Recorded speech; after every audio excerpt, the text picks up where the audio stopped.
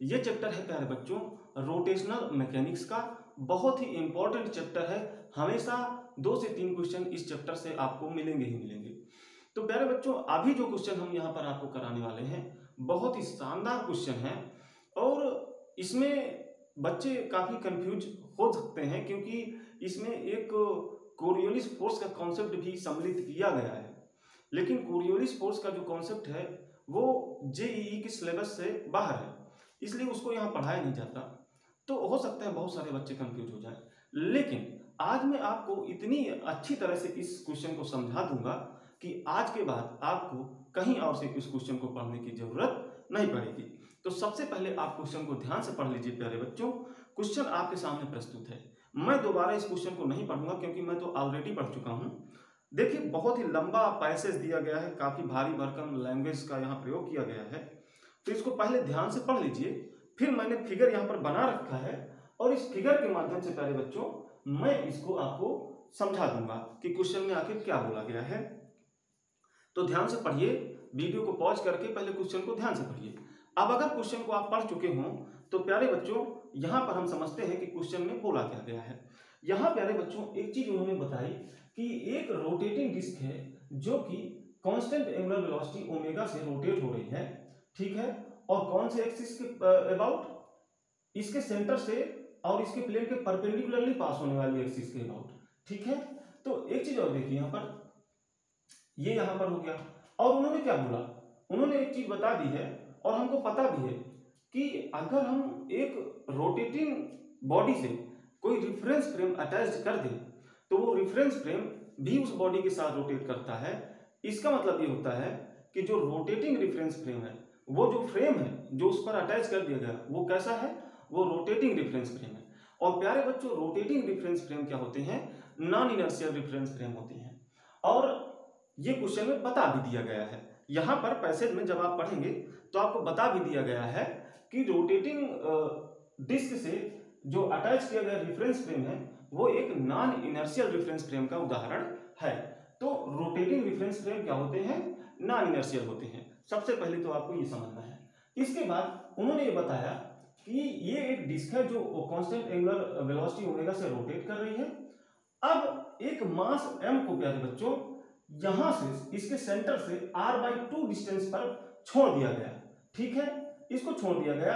अब क्या होगा, अब इस पर इस रोटेटिंग रेफरेंस फ्रेम के रिस्पेक्ट में जो भी फोर्सेस होंगे और एक इनर्शियल रेफरेंस फ्रेम के रिस्पेक्ट में जो फोर्सेस होंगे। अच्छा, इनर्शियल रेफरेंस फ्रेम के रिस्पेक्ट में फोर्सेस का मतलब है कि बॉडी पर लग रहे सारे के सारे रियल फोर्सेस, ठीक है। तो सारे के सारे रियल फोर्सेस और इस रोटेटिंग रेफरेंस फ्रेम के रिस्पेक्ट में जो फोर्सेस लगेंगे उन सब का रिलेशन बताता हुआ एक इक्वेशन उन्होंने दिया है यहाँ पर, जो कि यहाँ पर फोर्स का इक्वेशन इन्होंने बनाकर दिया है, वो वही इक्वेशन है। तो प्यारे बच्चों अब हम इसको जरा समझते हैं। बाद में इसमें क्वेश्चन जो दिए गए, 2 क्वेश्चंस दिए गए हैं, उनको हम बाद में सॉल्व करेंगे। तो सबसे पहले तो मैं ये समझाना चाहता हूँ कि ये जो फोर्स की इक्वेशन यहाँ पर दी गई है आखिर वो कैसे यहाँ पर आई, ठीक है, क्योंकि सबसे बड़ा कंफ्यूजन तो यही होना चाहिए बच्चों को, क्योंकि ये फोर्स की इक्वेशन बिल्कुल समझ में नहीं आएगी अगर किसी ने कोरियोलिस फोर्स का कॉन्सेप्ट नहीं पढ़ा हुआ है। तो चलिए सबसे पहले मैं यही समझा देना चाहता हूं कि आखिर ये फोर्स का इक्वेशन कैसे आया होगा।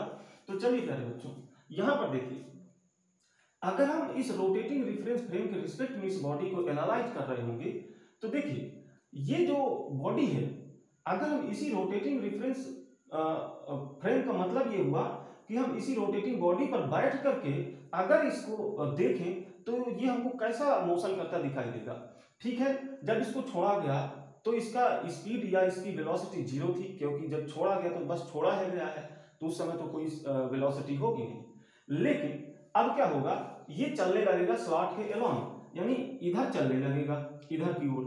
तो प्यारे बच्चों अगर हम इस रोटेटिंग डिस्क पर ही बैठ जाएं, यानी कि इस रोटेटिंग रेफरेंस फ्रेम के रिस्पेक्ट में इसको एनालाइज करें, तो ये हमको सिर्फ और सिर्फ स्लॉट के अलोंग चलता दिखाई देगा और इसको इधर उधर चलता हम नहीं देख पाएंगे, ठीक है। तो अगर इस रोटेटिंग रेफरेंस फ्रेम के रिस्पेक्ट में देखें तो ये सिर्फ और सिर्फ आगे की ओर चल रहा है और कहीं नहीं चलेगा। तो निश्चित रूप से इस पर सिर्फ और सिर्फ आगे की ओर ही एक फोर्स होगा जो इसको स्लॉट के एलान चलाएगा इस रोटेटिंग रेफरेंस फ्रेम के रिस्पेक्ट में। ठीक है, तो चलिए हम पहले फोर्सेस लिखते हैं। हम मान लेते हैं कि रोटेटिंग रेफरेंस फ्रेम के रिस्पेक्ट में जो फोर्सेस इस पर दिखाई देंगे वो है एफ रोटेटिंग। ऐसा हम इसको वेक्टर फॉर्म में लिखेंगे, इसलिए वेक्टर साइन भी लगा लेते हैं। अब इसको हम क्या लिख सकते हैं, तो यहां पर देखिए, जब भी हम किसी नॉन इनर्शियल रेफरेंस फ्रेम से किसी बॉडी पर फोर्सेस को लिखेंगे किसी नॉन इनर्शियल रेफरेंस फ्रेम के रिस्पेक्ट में, तो क्या करते हैं, सबसे पहले तो बॉडी पर लग रहे सारे के सारे रियल फोर्सेस लिखते हैं, उसके बाद उस पे आवश्यक सीडो फोर्सेस को भी जोड़ते हैं। और सीडो फोर्सेस इसलिए हम जोड़ते हैं प्यारे बच्चों, ताकि जो न्यूटन्स के लॉज हैं वो हम वहां पर लगा पाए, न्यूटन्स के लॉज वैलिड हो पाए। अगर आप सीडो फोर्सेस का उपयोग नहीं करते हो तो निश्चित रूप से किसी भी नॉन इनर्शियल रेफरेंस फ्रेम के रिस्पेक्ट में अगर किसी बॉडी को आप एनालाइज कर रहे हो बिना सीडो फोर्स को लगाए, तो वहां पर न्यूटन्स के जो लॉज हैं वो वैलिड नहीं होंगे। तो न्यूटन्स के लॉ वैलिड करने के लिए सीडो फोर्सेस को लगाना पड़ता है। तो सबसे पहले तो प्यारे बच्चों, चूंकि ये एक नॉन इनर्शियल रेफरेंस फ्रेम है, तो सबसे पहले तो हम लिखेंगे सारे के सारे रियल फोर्सेस, और सारे के सारे रियल फोर्सेस ही क्या है, किसी इनर्शियल रेफरेंस फ्रेम से देखे गए फोर्सेस। ठीक है, उसके बाद इसमें जो सीडो फोर्सेस लगाने की आवश्यकता होगी वो भी हम लगाएंगे। तो चलिए सबसे पहले तो हम इसमें रियल फोर्सेस देख लेते हैं। तो देखिए रियल फोर्सेस इस मास पर क्या होंगे, एक तो mg होगा नीचे की ओर, तो mg होगा और नीचे की ओर होगा, तो अगर ये z एक्सिस है तो नीचे की ओर माइनस z एक्सिस, यानी कि यहां पर अगर हम डायरेक्शन जिसको दे दें तो माइनस k का ये लिख सकते हैं। ठीक है, अब देखिए ये स्लॉट पर रखा हुआ है।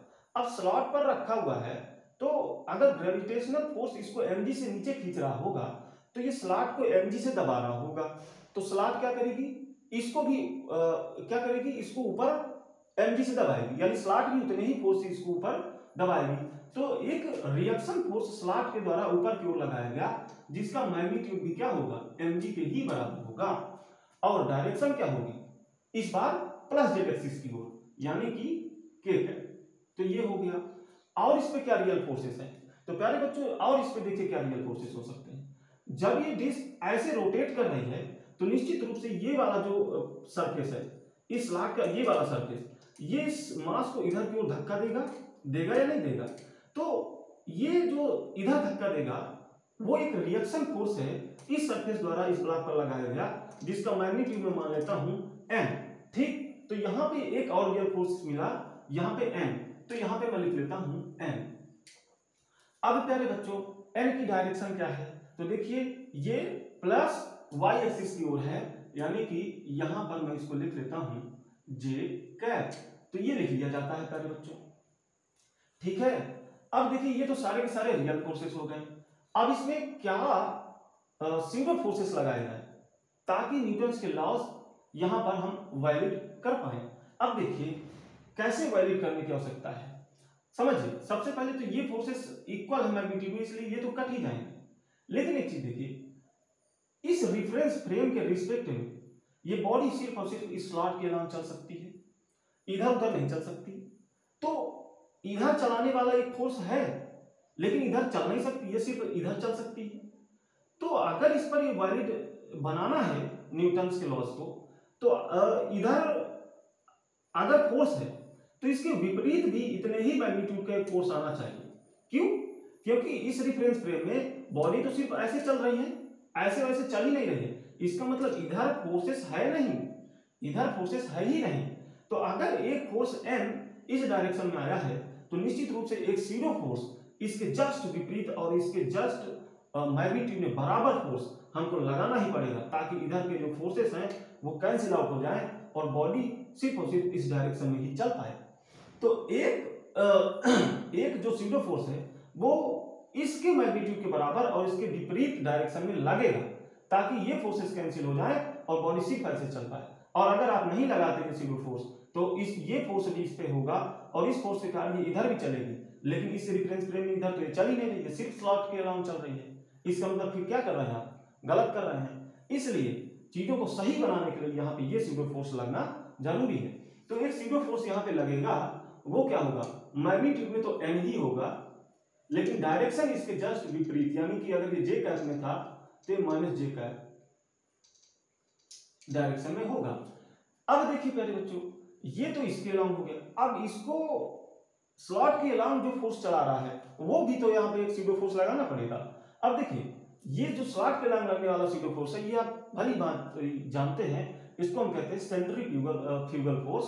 तो इसका जो मैग्नीट्यूड होता है वो mr⍵² होता है, और अगर इसको डायरेक्शन दे तो ये प्लस एक्स एक्सिस की ओर है, यानी कि आई कैप। तो ये फोर्सेस लिखे जाएंगे किसी भी रोटेटिंग रिफरेंस फ्रेम से, यानी इस रोटेटिंग रिफरेंस फ्रेम से यहां पर इस बॉडी के लिए ये फोर्सेस लिखे जाएंगे प्यारे बच्चों।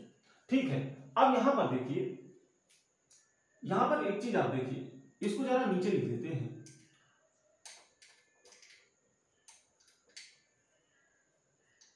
देखिए प्यारे बच्चों, मैंने अभी बताया कि जितने भी रियल फोर्सेस हैं उन फोर्सेस को हम क्या कहते हैं भाई, किसी भी इनर्शियल रिफरेंस फ्रेम से बॉडी पर देखे गए मास वही होते हैं रियल फोर्सेस। तो जितने भी रियल फोर्सेस हैं, ये तीन तो रियल फोर्स थे ना, ये तीन तो रियल फोर्स थे। तो इन रियल फोर्सेस को मैं क्या कह सकता हूं कि किसी भी इनर्शियल रेफरेंस फ्रेम से देखे गए फोर्स। तो इनको मैं लिख लेता हूं, इन तीनों के सम को यहां पर लिख लिया जाए एफ इनर्शियल, यानी किसी भी इनर्शियल रेफरेंस फ्रेम से देखे गए फोर्स। ठीक, अब यहां पे एफ इनर्शियल का अगर आपको पूछा जाए कि मैग्नीट्यूड कितना होगा तो वो एन ही होगा, क्योंकि एम जी तो कैंसिल आउट है। सिर्फ इनर्शियल रेफरेंस फ्रेम से देखे गए फोर्स में क्या मिलेगा, एन और जे का डायरेक्शन में। ठीक है, तो ये मिलेगा। अब एक फोर्स यहां पर ये आया और एक वो आया ये वाला, तो ये फोर्सेस बने इस रोटेटिंग रिफरेंस फ्रेम के रिस्पेक्ट में। अब देखिए प्यारे बच्चों, ये तो हम जानते हैं कि ये सेंट्रीफ्यूगल फोर्स है, लेकिन इस सीडो फोर्स को क्या कहते हैं, तो इस सीडो फोर्स को प्यारे बच्चों कहते हैं कोरियोलिस फोर्स। क्या कहते हैं, कोरियोलिस। कोरियोलिस, मैं इसको इंग्लिश में इसलिए नहीं लिख रहा हूं प्यारे बच्चों, क्योंकि कहीं उसकी स्पेलिंग में गड़बड़ ना हो जाए, कोरियोलिस की स्पेलिंग वगैरह, तो समझ लीजिएगा कोरियोलिस फोर्स है ये। ठीक है, इसको हम कहेंगे कोरियोलिस फोर्स, और इसको आप जानते हैं इसको कहते हैं सेंट्रीफ्यूगल फोर्स। तो प्यारे बच्चों एक चीज देखिए, अब इस कोरियोलिस फोर्स को हम क्या लिखते हैं वो यहां पर समझ लीजिए।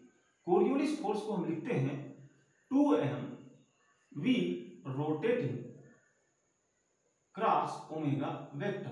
प्यारे बच्चों यहां पर इसको क्या लिखा जाता है वो यहां पर समझिए। देखिए ये क्या है, ये रोटेटिंग रिफरेंस फ्रेम से देखी गई वेलोसिटी, यानी कि इस जो मास है, इस मास की वेलोसिटी इस रोटेटिंग रिफरेंस फ्रेम में क्या दिखेगी वो यहां पर v रोटेटिंग है, और ओमेगा तो आप समझ रहे हैं। अब कंफ्यूजन ये होगा कि आखिर कोरियोलिस फोर्स को ऐसा क्यों लिखा गया या इतना ही क्यों लिखा गया। तो प्यारे बच्चों अगर ये जानना है तब तो फिर हमें बहुत डीप में जाना पड़ेगा और काफी टाइम लग जाएगा। तो अभी फिलहाल हम ये नहीं जानेंगे कि ये कैसे आता है, लेकिन अभी हमने सिर्फ ये समझा कि एक टर्म आती है सेंट्रीफ्यूगल फोर्स के अलावा एक टर्म और आती है रोटेटिंग रिफरेंस फ्रेम में, और वो है ये जिसको हम कहते हैं कोरियोलिस फोर्स। अब उसको लिखा इतना जाता है, तो ये कैसे लिखा जाता है ये तो हम कभी बाद में चर्चा करेंगे। अभी मेन मुद्दा ये था कि आपको समझाया जाए कि इस रोटेटिंग रिफरेंस फ्रेम में सिर्फ एक सीडो फोर्स नहीं होगा, यानी सिर्फ सेंट्रीफ्यूगल फोर्स नहीं होगा, एक और फोर्स होगा। देखिए यहाँ एक और फोर्स मिल रहा है, और यही फोर्स है कोरियोलिस फोर्स, जिसको हम इतना लिखते हैं। तो चलिए प्यारे बच्चों नीचे हम पहले लिख लेते हैं। तो ये एफ इनर्शियल हो गया, और इसकी जगह पे हम लिख लेते हैं 2m v रोटेटिंग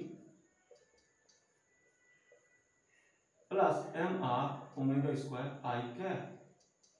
तो इस तरह से प्यारे बच्चों हमने यहां तक फोर्स पाया कि क्या फोर्स लगेगा इस रोटेटिंग रिफरेंस फ्रेम के रिस्पेक्ट में बॉडी पर। अब जरा जो इक्वेशन हमें यहां पर प्रोवाइड की गई है पहले से, उसको जरा यहां पर लिख लेते हैं। तो देखिए क्या इक्वेशन यहां पर दी गई है, तो देखिए यहां पर क्या दिया गया है, F inertial v rotating cross omega vector और plus m omega vector cross r vector cross omega vector, यही है ना? हाँ यही। अब देखिए यहाँ पर ये तो हो गया कोरियोलिस फोर्स, और ये वही चीज है, अगर इसको आप सॉल्व करेंगे तो यही निकल के आ जाएगा। कैसे? देखिए एम ओमेगा क्रॉस आर करेंगे तो ओमेगा क्रॉस आर ये बनेगा इस डायरेक्शन में, ठीक है। उसके बाद जो आया उसका फिर से क्रॉस प्रोडक्ट लेना है ओमेगा के साथ, तो आप लेंगे फिर से तो ऐसे आएगा, यानी कि ये किस डायरेक्शन में बनेगा? प्लस एक्स एक्सिस में। तो प्लस एक्स एक्सिस की जो डायरेक्शन हम दिखाते हैं वो आई कैप से दिखाते हैं, तो यहाँ पर हमने पहले से दिखा रखा है। और मैग्नीट्यूड क्या बन जाएगा? एम आर ओमेगा स्क्वायर, तो वही चीज है, ठीक है। तो देखिए यही इक्वेशन इन्होंने पहले से लिख के बता दी और यही इक्वेशन हमने पाई। तो मैं यही बताना चाहता था यहाँ पर कि जो इक्वेशन यहाँ पर दी गई है आखिर वो आई कैसे है। तो यहाँ पर हमारा जो मुद्दा था वो यहाँ पर पहला जो हमारा मुद्दा था वो सॉल्व हो चुका है। आखिर कैसे ये इक्वेशन मिली है, कैसे एक और सीरो फोर्स यहाँ पे आया, वो यहाँ पर मैं बताना चाहता था और देखिए हमने बताया भी। तो यहाँ पे इस तरह से ये आया है, लेकिन देखिए क्योंकि यहाँ पे कोरियोलिस फोर्स का जो कॉन्सेप्ट है आपको 12th लेवल तक नहीं पढ़ाया जाता है, इस वजह से ही उन्होंने ये इक्वेशन बना कर दी है। अगर आपको कोरियोलिस फोर्स का कॉन्सेप्ट पता हो तो जरूरी नहीं था कि ये देते, तब आप ये स्वयं निकाल के यहाँ प्राप्त कर सकते थे। लेकिन पता है उनको कि बच्चों को कोरियोलिस फोर्स नहीं पढ़ाया जाता, इसलिए उन्होंने पहले से ही एक इक्वेशन बनाकर दे दी है ताकि बच्चे सॉल्व कर पाए क्वेश्चन को, ठीक है। अब प्यारे बच्चों हम जो बताना चाहते थे कि आखिर ये कैसे बनी, तो ये इस तरह से बनी, तो यहाँ पर हम बता चुके, तो इसलिए अब इसको मिटा लेते हैं। अब हम चलेंगे अपने क्वेश्चंस की ओर। जो मेन मुद्दा था जो मुझे समझाना था वो यही था। अब हम चलेंगे क्वेश्चंस की ओर और क्वेश्चन को सॉल्व करेंगे प्यारे बच्चों। तो पहले हम इसको मिटा लेते हैं, उसके बाद हम इसे सॉल्व करेंगे।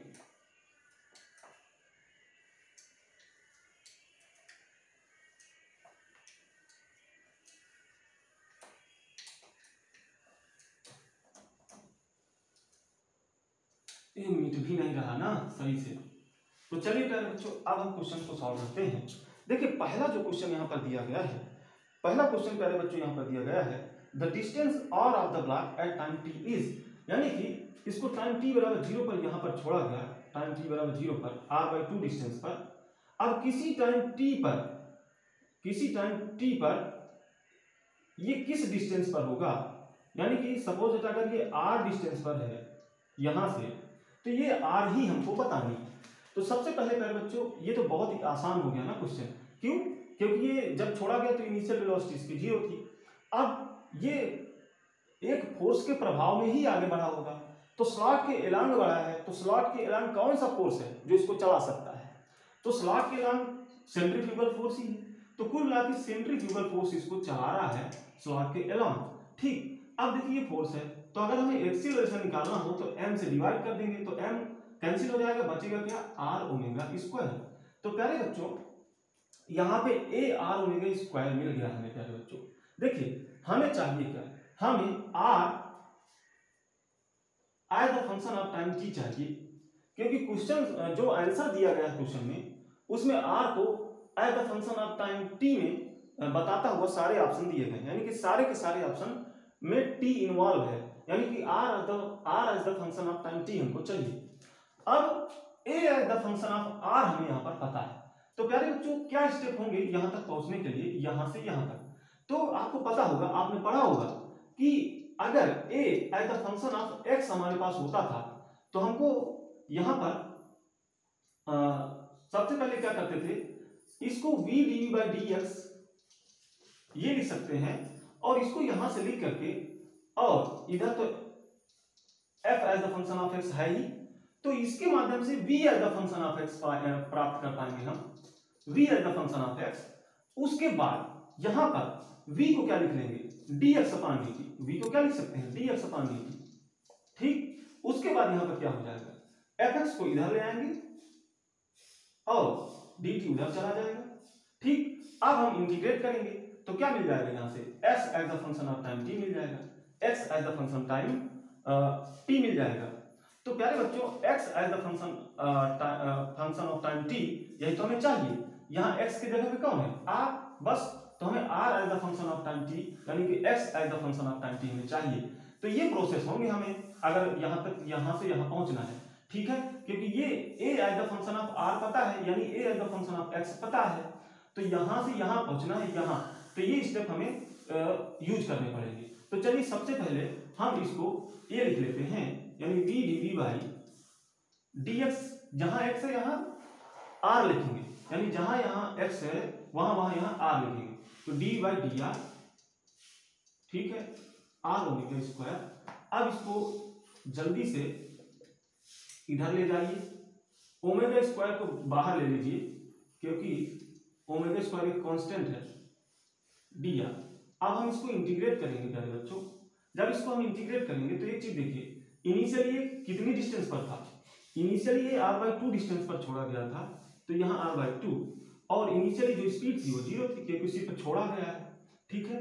अब मान लीजिए किसी डिस्टेंस r पर पहुंच गया और उस समय इसकी स्पीड v हो गई, तो ये इक्वेशन बनी। अब जरा इसको सॉल्व कर लीजिए, तो v² बना ये, और इधर क्या बना ओमेगा स्क्वायर, और इधर क्या बनेगा, मैं इसको डायरेक्ट सॉल्व कर रहा हूँ, ये नीचे 2 आएगा और यहाँ पे बनेगा प्यारे बच्चों r² माइनस r²/4, तो ये बन जाएगा, यही बनेगा ना, जरा सोचिए r²/2 आएगा, तो 2 को बाहर ले लो, r² बिल्कुल सही है, यही आएगा। अब 2 से 2 कैंसिल कर लो, v क्या मिला, स्क्वायर रूट ले लो, तो यहाँ पे v मिल गया, ये मिल गया। अब प्यारे बच्चों ये मिल गया, तो v as the function of r मिल गया, इधर देखिए r है ये v है, तो v as the function of x मिल गया। अब हमें ये स्टेप फॉलो करना होगा, यानी dx/dt, तो इसको लिखो v को dr/dt लिखो। अब इसको जो r का फंक्शन है, जो r में इन्वॉल्व टर्म है, उसको इधर ले आओ, जैसे कि हमने यहां किया था, fx वाला टर्म dx के नीचे लाए थे, तो यहाँ पे dr के नीचे लाइए। मैं इसको जरा एक स्टेप यहाँ पे और सॉल्व कर लेता हूँ, r माइनस r/4, और इधर बन जाएगा ओमेगा dt, ठीक, तो ये मिल गया। अब इसको अगर हम इंटीग्रेट कर लें, तो देखिए समय 0 था, जब इसको जस्ट छोड़ा गया, तो डिस्टेंस क्या थी r/2, और किसी टाइम t पर हम डिस्टेंस निकाल रहे हैं, और डिस्टेंस हम वहां पर मान रहे हैं r, तो यहाँ पे ये लिमिट्स हो जाएंगी, और इस लिमिट्स को लेकर के आपको इसे सॉल्व करना होगा। तो प्यारे बच्चों जब इसको आप सॉल्व करेंगे, सॉरी यहाँ पर कुछ छोड़ रहे हैं, यहाँ पे देखिए, यहाँ पे ये स्क्वायर्स है, यहाँ पर ध्यान दीजिएगा, यहाँ पे ये स्क्वायर्स लगा हुआ है, तो ये स्क्वायर्स हमने छोड़ दिए थे, इसके लिए मैं आपसे सॉरी बोलता हूँ। देखिए ये हमें अब इंटीग्रेशन यहाँ पर कर लेना है। अब जरा से मैं इसको यहाँ पे मिटा लेता हूँ ताकि हमारे पास जगह हो जाए, तो जरा इसको मिटा लीजिए।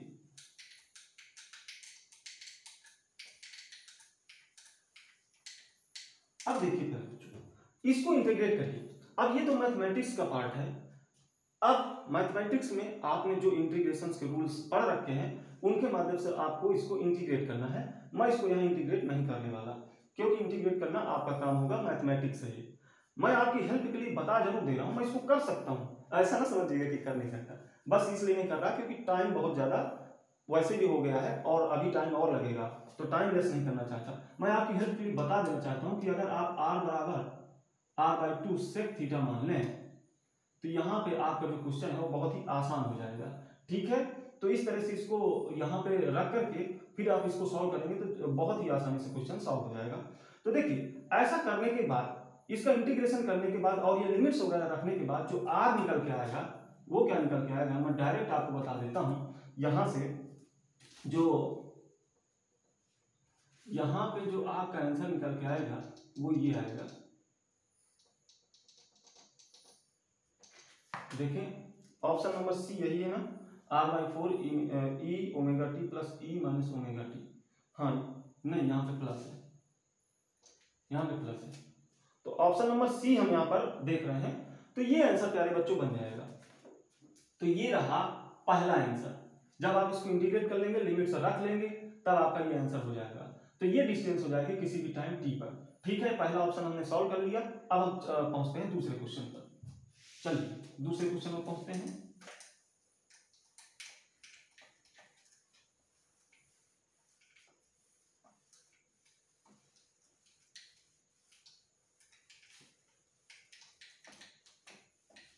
चलिए चलिए बच्चों अब हम पहुंचते हैं दूसरे क्वेश्चन पर। देखिए दूसरे क्वेश्चन पे हमसे पूछा गया, अच्छा यहाँ पे आर को अभी लिखे रहिएगा, आर यहाँ मैंने मिटा दिया है क्योंकि अभी इसका यूज पड़ेगा हमको।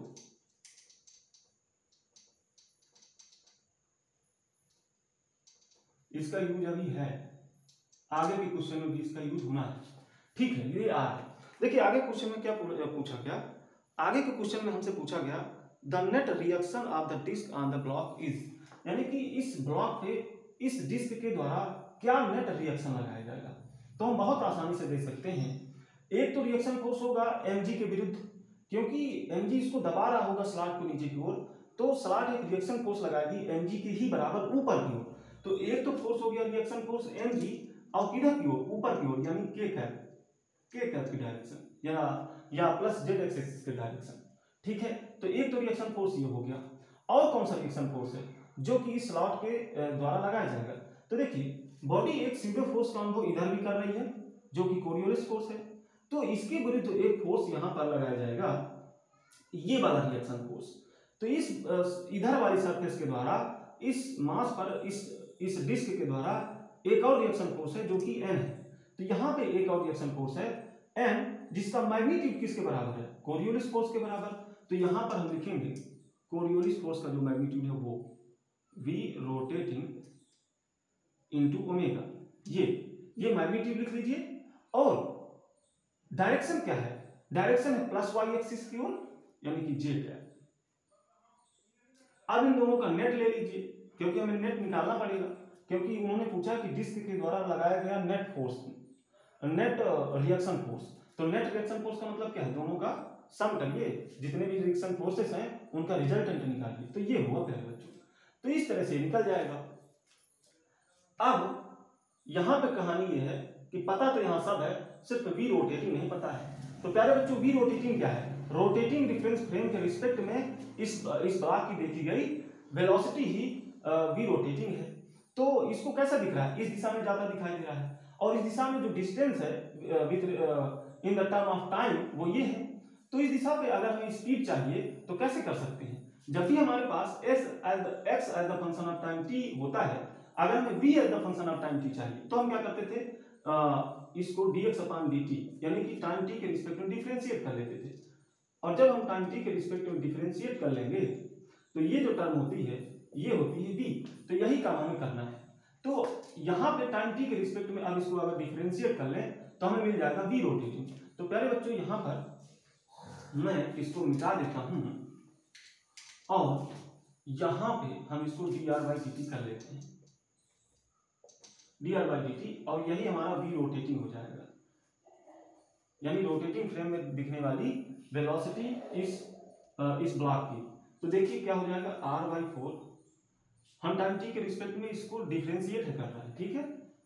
यहां पे ओमेगा e ओमेगा t, और यहां पे माइनस, ठीक है, हाँ माइनस, यहां पे भी ओमेगा आएगा ना, माइनस ओमेगा, ठीक है, e माइनस ओमेगा टी। तो ये बन के आएगा, यही आएगा ना, हाँ यही आएगा, ठीक है। अब देखिए इसको यहां पर रख लीजिए, तो क्या मिला, 2m, v रोटेटिंग की जगह पे ये रखो, v रोटेटिंग की जगह पे क्या रखेंगे, ये टर्म, ओमेगा को ध्यान से रखिए, या ओमेगा को कॉमन ले लीजिए, दोनों में है, तो ओमेगा को हम बाहर ले लेते हैं यहाँ पे, और यहाँ बचेगा e omega T minus e minus omega T, ये बचेगा, है ना। अब एक ओमेगा और है तो एक ओमेगा और लिख लीजिए, डायरेक्शन को भी लिखते जाइएगा, ठीक है, प्लस mg के भी है, ये भी ध्यान रखिएगा। अब देखिए इसको सॉल्व कर लीजिए, तो 2 से 2 कैंसिल हो जाएगा। अब देखिए क्या बचा ऊपर, m r और ओमेगा एक इधर, तो ओमेगा स्क्वायर हो जाएगा, अपान में 2 है, यहां ब्रैकेट में क्या बचा है, ब्रैकेट में ये बच गया, और एक टर्म और है ये, इसकी डायरेक्शन भी लिख लीजिए, डायरेक्शन मत भूलिएगा, क्योंकि जो आंसर दिया गया है वो डायरेक्शन भी वहां पे इन्वॉल्व है, ये। तो इस तरह से निकल के आया। जरा देखिए कौन से ऑप्शन में है, देखिए कौन से ऑप्शन में है, m r omega square by 2 e omega T minus e minus omega T J cap plus M G K cap. तो देखिए ये जो है ऑप्शन नंबर बी में दिया गया है और यही सही होगा। तो प्यारे बच्चों आपको क्वेश्चन समझ में आया होगा। देखिए यहाँ पर एक चीज और समझ लीजिए, अगर आपको यहां से समझ में नहीं आ रहा ना कि आखिर ये रिएक्शन फोर्स कैसे आया, तो आप जो दी गई यहाँ पे इक्वेशन है फोर्स की जो क्वेश्चन में दी गई है वहां से भी पहुंच सकते थे। क्यों?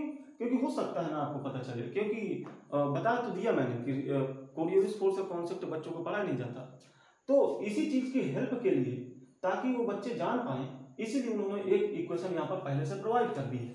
तो उस इक्वेशन के माध्यम से कैसे जान सकते थे कि इस पे क्या रिएक्शन फोर्स होंगे, तो उस इक्वेशन के जरा यहाँ पर लिख लीजिए, फिर हम देखते हैं क्या इक्वेशन है यहाँ पर।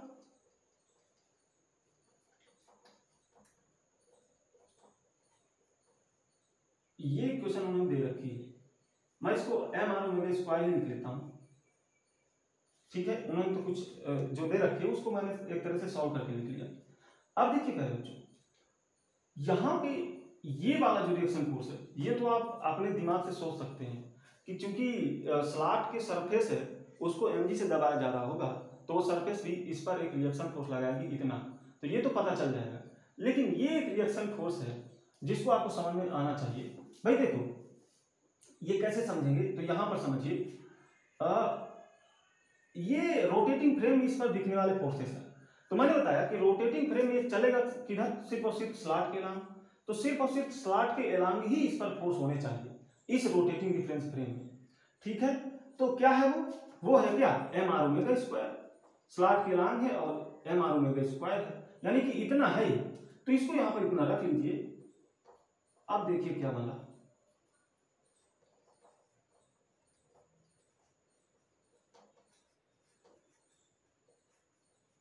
ये कैंसिल हो जाएंगे, तो एफ इनर्शियल जो मिला वो क्या मिला, एफ इनर्शियल मिल रहा है -2m v rotating into omega vector, तो ये मिल रहा है प्यारे बच्चों। अब देखिए एफ इनर्शियल यानी रियल फोर्सेस जो लग रहे हैं, अब मैंने बताया कि रियल फोर्सेस इस पर सिर्फ और सिर्फ एक ही होगा, वो होगा इस डायरेक्शन में। क्यों? क्योंकि और जो फोर्सेस हैं जो कि एक mg का होगा, तो mg के विरुद्ध एक रिएक्शन फोर्स भी लग रहा है mg के ही बराबर, तो वो तो एक दूसरे को कैंसिल कर देंगे।